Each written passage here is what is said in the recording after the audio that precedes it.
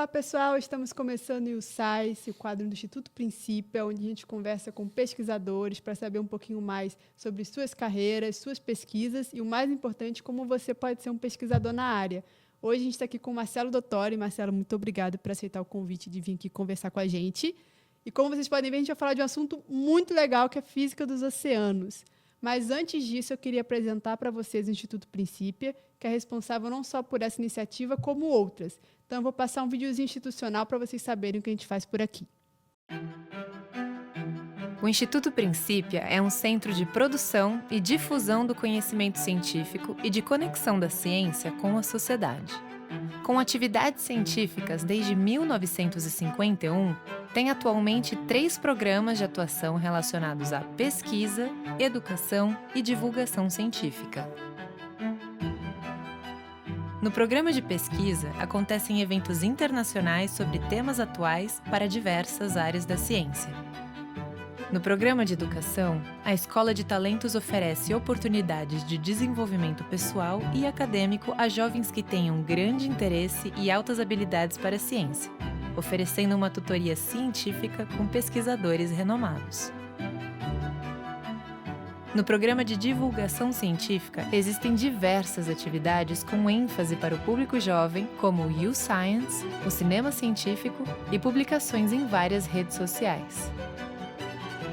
Conheça, participe, amplie seus horizontes através da ciência. www.institutoprincipia.org.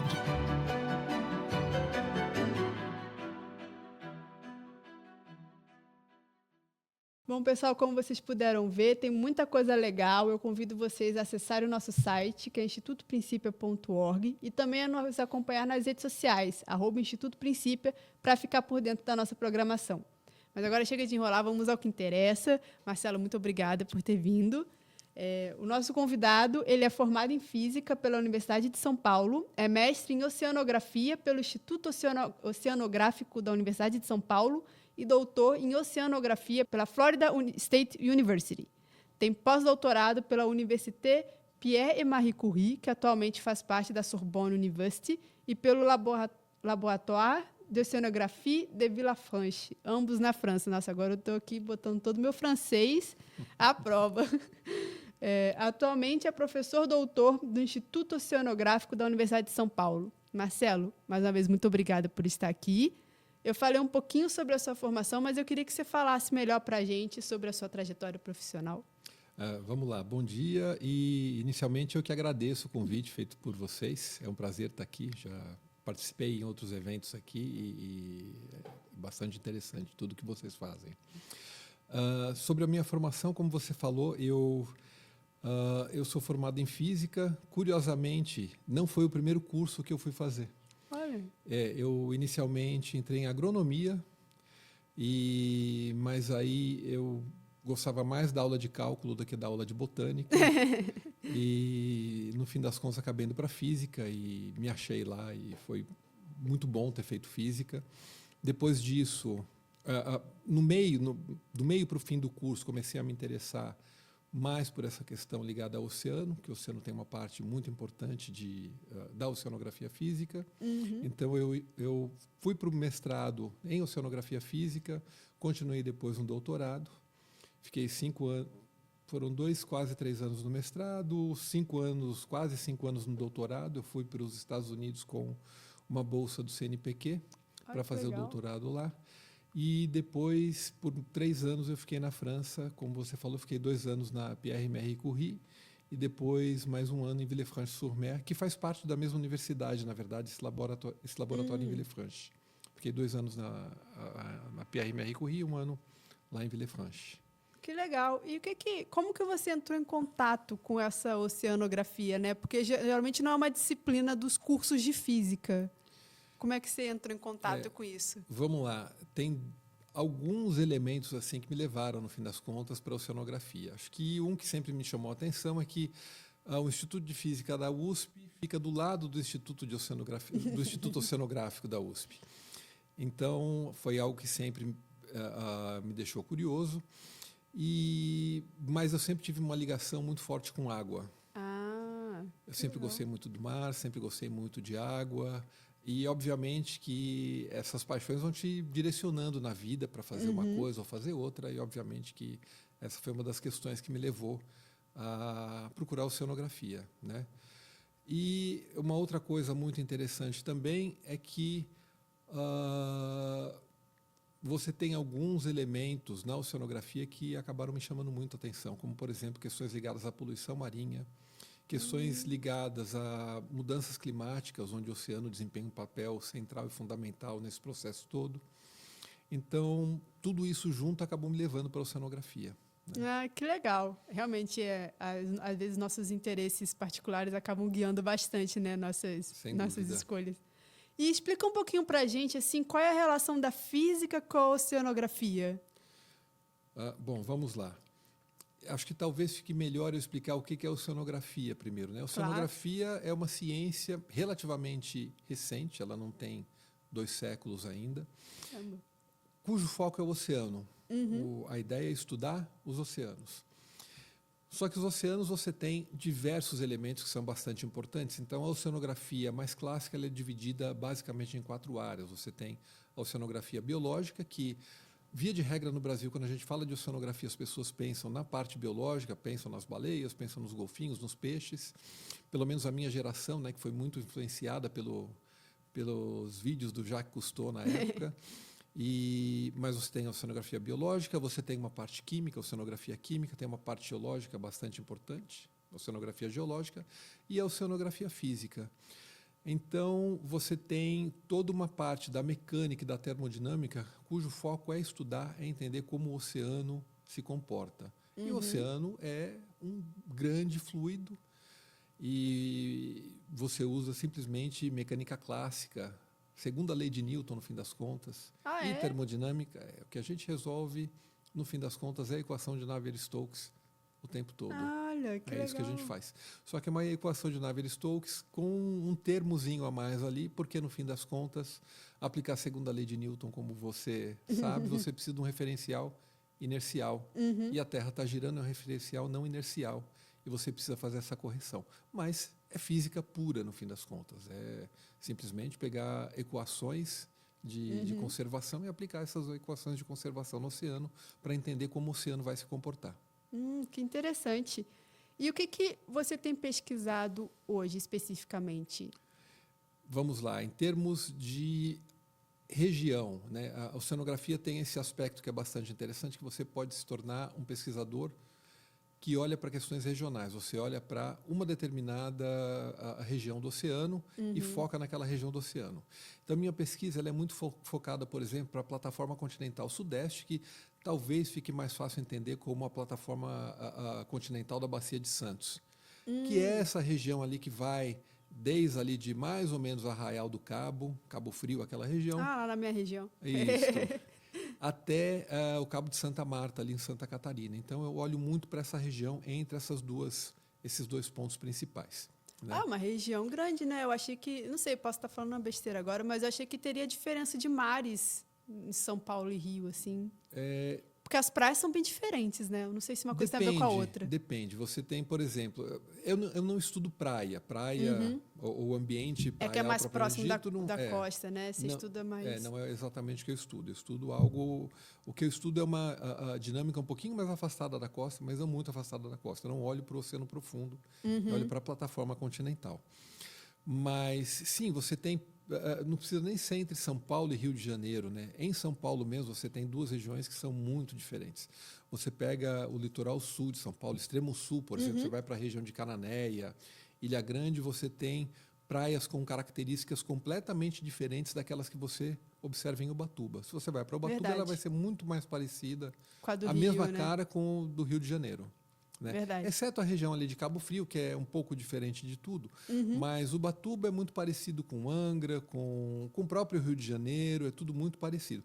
Mas o litoral sul é muito diferente. Então, na verdade, você não precisa nem mudar de estado. Dentro do próprio estado você tem 2 regiões ali que são bem diferentes em diversos aspectos. Mas na região que você estuda do oceano, aí já não tem tanta... Você consegue fazer Tem um estudo mais diferenças. integrado? Não, mas existem diferenças. Ah. Existem diferenças entre essa porção mais ao sul e essa porção mais ao norte. Sim, é uma das coisas que a gente olha. Então, em termos regionais, o que eu olho para essa região. E, atualmente, eu uso eu trabalho junto com um grupo de inteligência artificial, de aprendizado de máquina, e a gente usa muito processo de aprendizado de máquina, de inteligência artificial, para entender o oceano, para entender essa região. Né? Então, eu tenho essa questão regional, mas tem essa questão dessas ferramentas novas também, que a gente utiliza bastante. E também muita modelagem numérica. Né? Só para situar um pouquinho melhor, né? Quando você fala em previsão do tempo, por exemplo, qual é a previsão do tempo para daqui 4 dias, 5 dias? Vai chover, não vai chover? Vai fazer frio, vai fazer calor?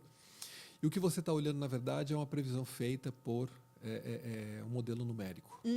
Né? E eu faço a mesma coisa para o oceano, assim como é feita para a atmosfera, eu faço para o oceano. Né? Então, olho muito para essa região, uso modelagem numérica, que simplesmente é um método matemático para você tentar prever, entender o oceano, e tenho usado também bastante aprendizado de máquina, métodos de inteligência artificial. Que interessante. Isso combina com a próxima pergunta, né? Que seriam metodologias e ferramentas que você mais usa, né? Você pode explicar um pouquinho melhor como que entra esse aprendizado de máquina e esse ferramental teórico-matemático que vocês usam na pesquisa de vocês? Posso, vamos lá. O método mais clássico da gente olhar para o oceano é, basicamente, é ciência clássica, você faz a observação, você olha para a tua teoria e vê como que a teoria está se encaixando com a sua observação, assume determinadas condições e vê se aquilo que você está considerando realmente está de acordo com aquilo que você está observando. Então, em termos de ferramentas mais clássicas e que são, obviamente, utilizadas até hoje, que são muito importantes, você tem estatística, métodos estatísticos que são fundamentais para você entender como isso funciona, para validar aquilo que você está estudando.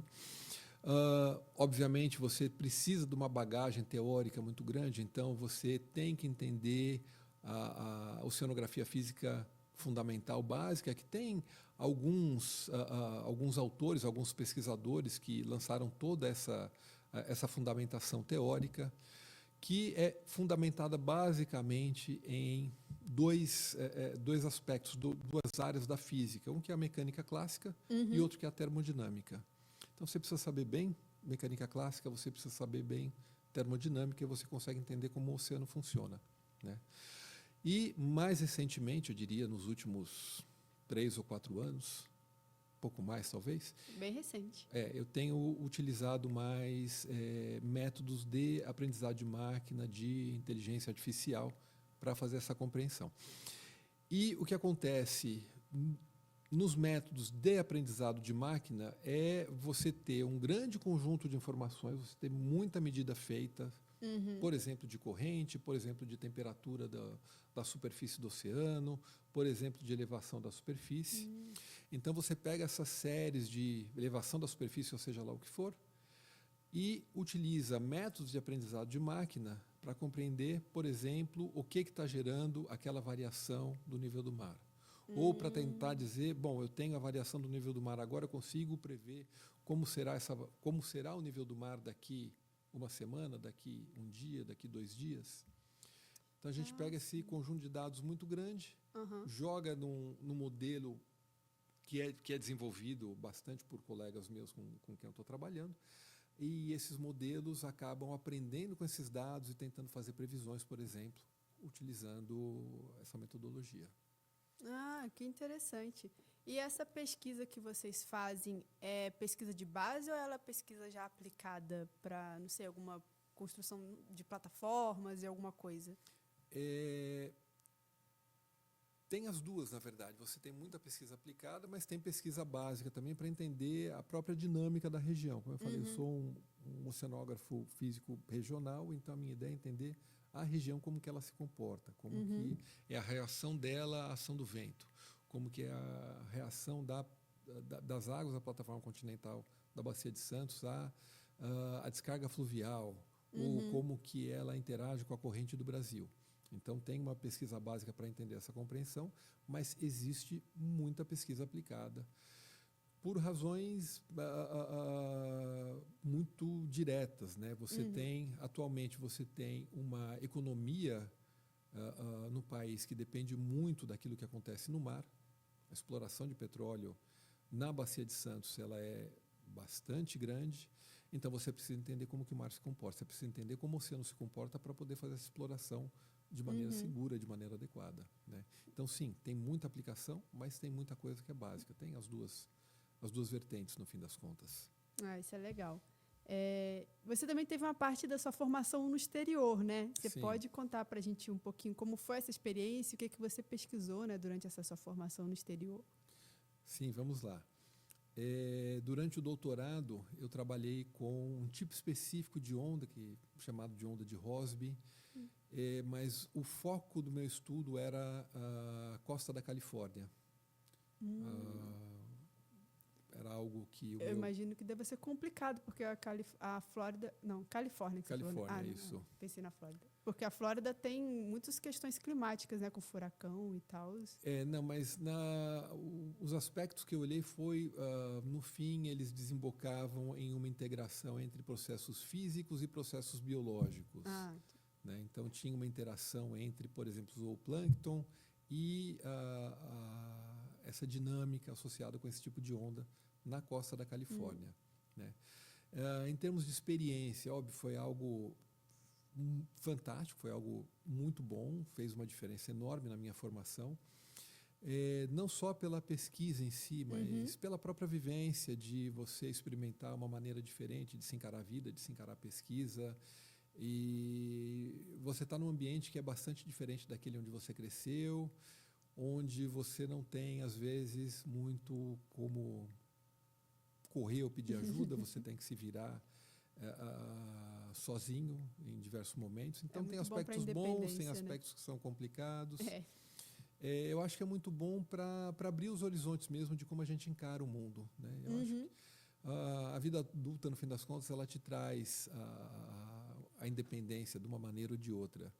Mas essa experiência, ela traz novas visões. Ela traz... ela te traz uma compreensão daquilo que é bom, daquilo que é ruim, no local que você cresceu, o que você mantém, o que você pode mudar. Então, nesse aspecto, é muito interessante.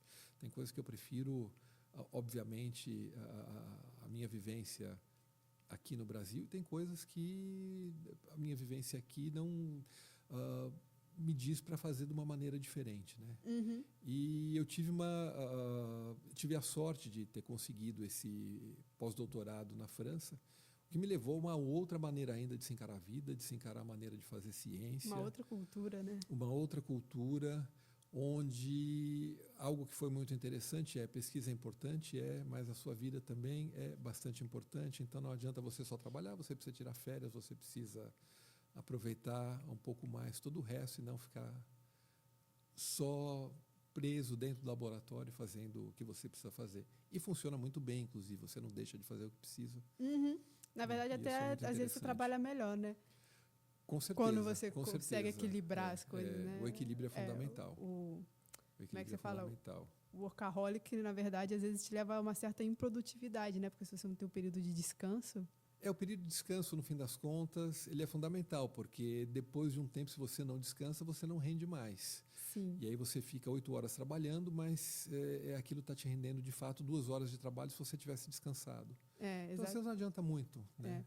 Eu estudo francês, né? Aí, quando a gente estuda uma língua, a gente acaba estudando um pouco da cultura também, né? Não tem como não. E realmente, a minha professora, ela fala que essa questão na França é muito forte, né? De valorização do tempo do indivíduo, além do trabalho. Sim, sem dúvida, é bastante importante. E o que você estudou nesses seus pós-doutorados lá na França? Era uma continuação do doutorado ou você foi para algo novo? Não, fui para algo novo, né? Porque no doutorado eu fui com uma bolsa do CNPq e entrei em um projeto ou em uma pesquisa específica que o meu orientador do doutorado lá nos Estados Unidos estava fazendo.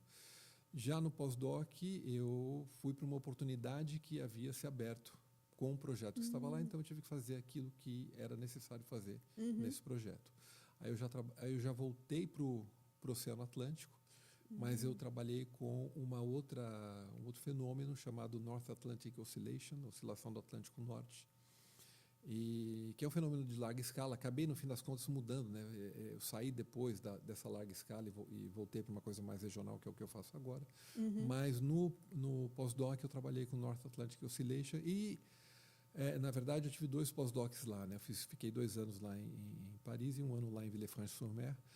E lá em Villefranche trabalhei com dados de satélite, na verdade, estava olhando para a produção de fitoplâncton e questões ligadas à dinâmica propriamente dita, isso no Oceano Atlântico mesmo.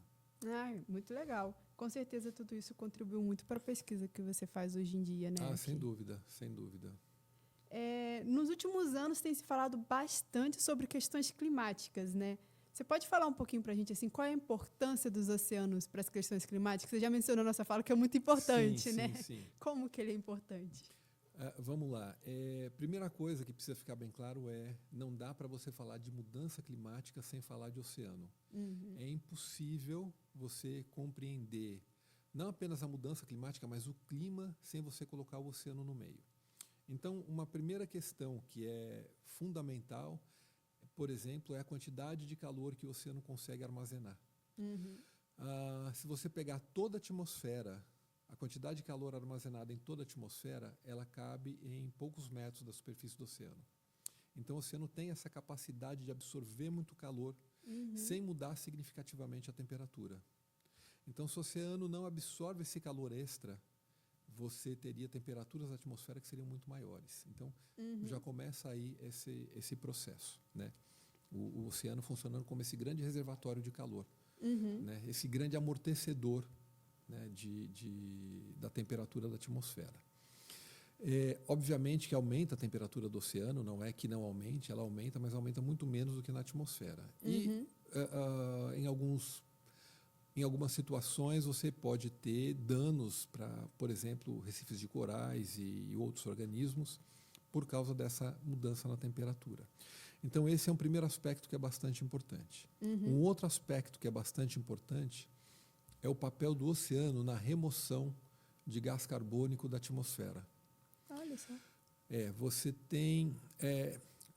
quando a gente fala de corrente no oceano, o que vem à cabeça, para a maioria das pessoas, e é óbvio, não é uma crítica, mas é o que a gente, via de regra, pensa. A gente pensa nas correntes na superfície.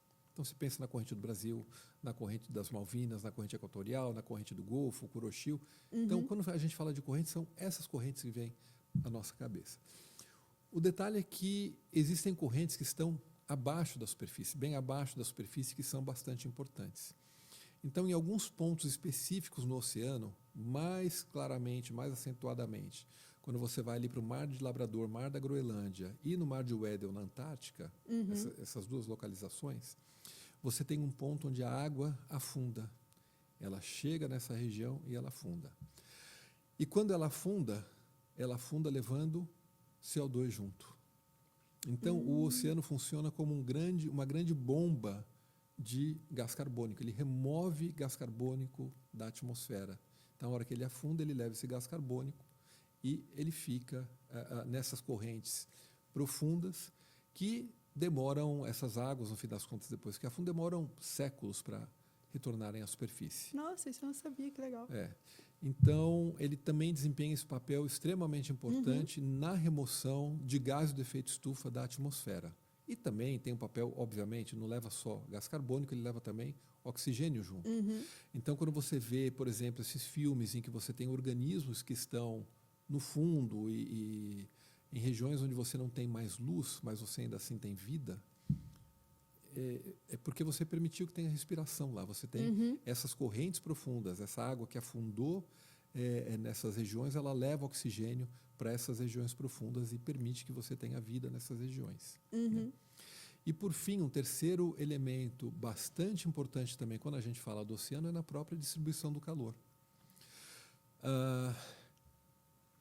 Se a gente pegar mais ou menos 40 graus de latitude, isso na média, tanto norte quanto ao sul, mas mais ou menos em 40 graus de latitude, o que acontece? Entre o Equador e 40 graus de latitude, ou seja, entre 40 sul e 40 norte, você tem um oceano que, na média, absorve mais calor do que libera calor, do que perde calor. Tá? Então, você tem um saldo positivo de calor. Acima de 40 graus de latitude, o que acontece é que o oceano perde mais calor do que absorve calor. Então, o oceano tem esse papel bastante importante também em redistribuir esse calor. Então, esse excesso de calor que é absorvido nessas latitudes menores, nessas latitudes mais baixas, é transportado pelas correntes oceânicas para as latitudes mais altas, né? Por isso, inclusive, fato bastante conhecido, que você tem na Europa um clima que não é tão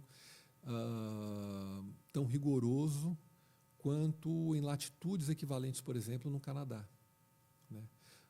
Às vezes as pessoas não se dão conta, mas, por exemplo, Nova Jersey e a Espanha estão mais ou menos na mesma latitude. E a Espanha, ela está relativamente no sul ali da Europa, né? Se você pega Paris, por exemplo, ou outras cidades, Londres, ela, comparando com regiões ali da América, você já está ali em latitudes do Canadá, por exemplo, onde, na mesma latitude, na costa leste desse país, você tem um clima muito mais rigoroso do que você tem na França, por exemplo. Caramba, que curioso. Então, tem esse papel bastante importante também. Então, olha, só para citar logo de cara, tem essas três questões, que é esse grande amortecedor de temperatura para a atmosfera, essa redistribuição de calor, que desse calor absorvido em excesso em regiões de baixa latitude, que é transportado para regiões de alta latitude, e essa bomba de CO2, essa bomba de gás carbônico que tem esse papel do oceano remover CO2 da atmosfera e levar para o fundo do oceano, e com isso você diminui a concentração de gás estufa na atmosfera. Que interessante. E você saberia dizer se um pouco esse papel antropoceno, né, que está tendo nessas mudanças climáticas, né, o papel do homem nisso, quais consequências isso está tendo para os oceanos? Os oceanos não estão conseguindo dar conta dessa absorção de gás carbônico? Você saberia dizer um pouco quais são as implicações? O oceano absorve bastante gás carbônico. O problema é que você absorvendo mais gás carbônico, você acaba mudando a química do oceano, e aí eu prefiro não entrar muito nessas questões, que provavelmente eu vou falar alguma besteira, como físico, vou acabar falando alguma besteira. Mas você tem uma mudança em questões químicas ligada à mudança de temperatura, ligada a esse excesso de gás carbônico também, né? Obviamente que a própria mudança de temperatura, ela gera efeitos que são que atuam no sentido de mudar a dinâmica que a gente observa hoje em dia. Porque o que acontece? Essas águas, para afundarem nessas altas latitudes, elas precisam ter densidade muito alta. Como que você aumenta a densidade da água? No oceano, você aumenta essa densidade de duas maneiras. Você tem que resfriar essa água, quanto mais baixa a temperatura, mais densa vai ser a água. E aí um adendo, né? Como o oceano tem sal, a densidade maior do oceano não acontece em 4 graus Celsius, como é o caso da água pura. No caso do oceano, quanto mais baixa a temperatura, maior vai ser a densidade. Diferente da água pura, onde você tem um máximo de densidade com 4 graus Celsius.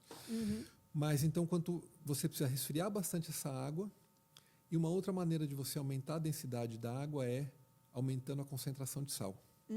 E como que você aumenta a concentração de sal? Nessas altas latitudes, você aumenta a concentração de sal quando você tem um congelamento do oceano. Porque a hora que ele congela, o gelo não retém o sal. Então, você tira a água pura, você aumenta a concentração da água líquida ali, tá certo? Porque o gelo ficou só água pura, e você baixa a temperatura, ele aumenta muito a densidade e acaba afundando, levando com isso o CO2. Se você aumenta a temperatura da atmosfera, se você aumenta a temperatura do oceano, o que você está fazendo? Dificultando o aumento dessa densidade.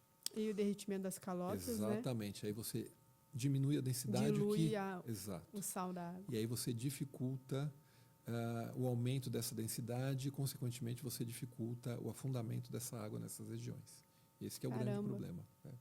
Realmente. Nenhuma novidade, complicado essas questões das questões climáticas.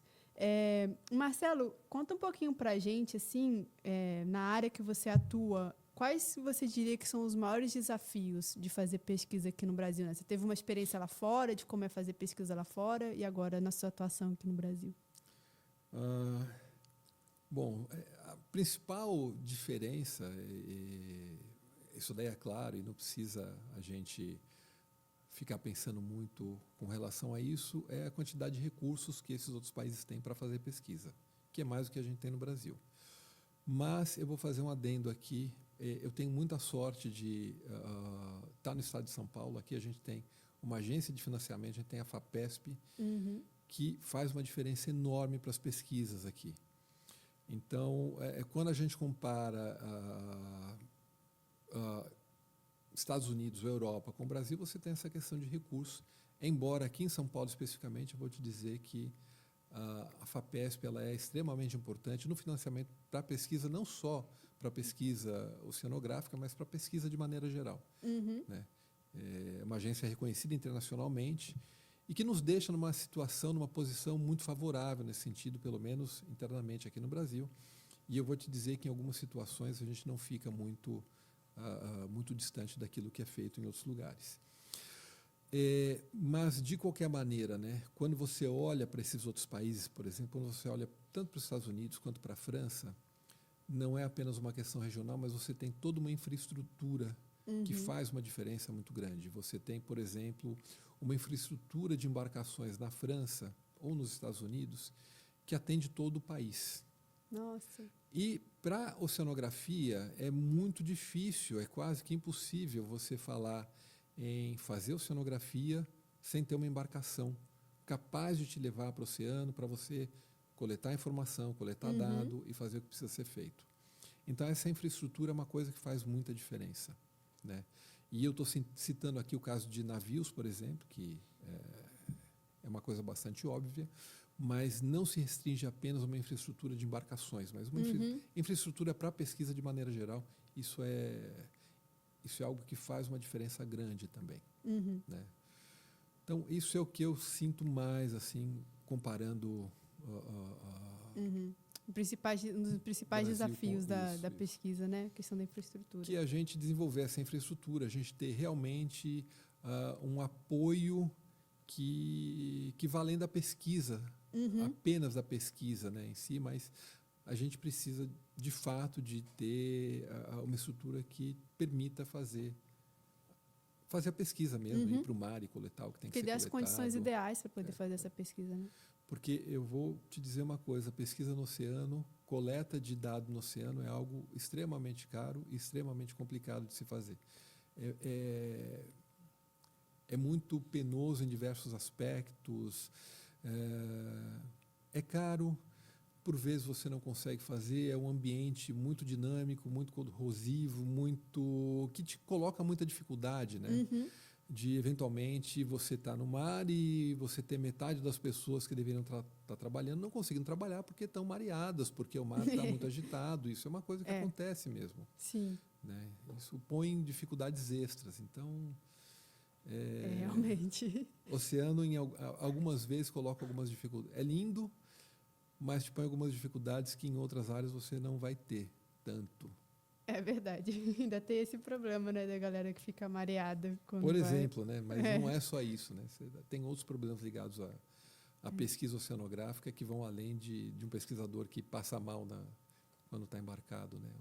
O ambiente é meio complicado. Né? Você precisa jogar um equipamento na água e torcer para que tudo corra bem, e a hora que você retornar, ele vai estar lá e você vai recuperar. E tem vários elementos ali que eventualmente impedem que você consiga recuperar o equipamento. Né? Tem problema de vandalismo, por exemplo, redes de arrasto que eventualmente levam o equipamento embora. Nossa, Tem muitas complicações. Tem algumas dificuldades a mais aí. E você falou que você gosta muito de mar, né? Um dos motivos que te levou para a oceanografia, de água, né? Tem algum conceito, fenômeno ou aspecto que te fascina bastante nos oceanos? Algum efeito, aspecto? Acho que tudo no fim das contas, né? Não sei, não consigo olhar para um aspecto, para um elemento específico. É tudo tão integrado. Eu acho que o que me fascina, no fim das contas, é tudo que o oceano contém, né? O mundo em si, né? Então você tem toda essa dinâmica, todo esse fluido se movimentando, enquanto ao mesmo tempo você tem recifes de corais que são lindos, você tem organismos ali que, sei lá, você tem cetáceos, por exemplo, que são organismos muito interessantes de se observar, e está tudo integrado no mesmo ambiente, junto com questões químicas, de poluição e questões geológicas. E, olha, eu acho que a integração toda é tudo que ele representa, no fim das contas, né? Tudo que ele engloba. Sim. Né? E esse mistério de, no fim das contas, você olhar para o oceano e o que você vê é uma superfície ali que, por vezes, está plana, mas abaixo dela tem um mundo ali. Tem todo um mundo, tem todo um universo que vale muito a pena ser explorado, né? Que é muito interessante, é muito... Visualmente é belo, filosoficamente é belo, e em diversos aspectos o oceano é muito belo. Sim, sim, é verdade. Eu gosto muito do oceano também. Quando você olha para o futuro da oceanografia, assim, o que você enxerga? Tem alguma fronteira nova assim que te deixa entusiasmado? Sempre tem fronteiras novas aparecendo, sempre tem questões novas aparecendo. Você tem, por exemplo, sei lá, questões ligadas a processos que até uns 20 anos atrás, sei lá, as pessoas não pensavam muito, 15, 20 anos atrás não se pensava muito. Que eu só vou falar o termo, mas não vem ao caso, são processos, por exemplo, de submesoescala, que não era uma coisa muito estudada e que atualmente as pessoas, não, isso é algo bastante importante, a gente precisa olhar para isso que a gente não olhava tanto assim. Então sempre tem alguma coisa nova para ser entendida, para ser compreendida. Né? E isso eu estou falando só do aspecto físico, eu não estou falando das outras áreas da oceanografia, eu estou falando exclusivamente da parte física. Então sempre vão ter coisas novas para a gente ver, sempre vai ter algo a mais ali para a gente olhar. E obviamente que no momento que a gente vive, acho que a questão mais importante para a gente olhar, acho que o maior desafio, e eu não sei quanto que as pessoas estão se dando conta disso ainda, mas o maior desafio que a gente tem para enfrentar de fato é mudança climática, aquilo que a gente está vendo agora.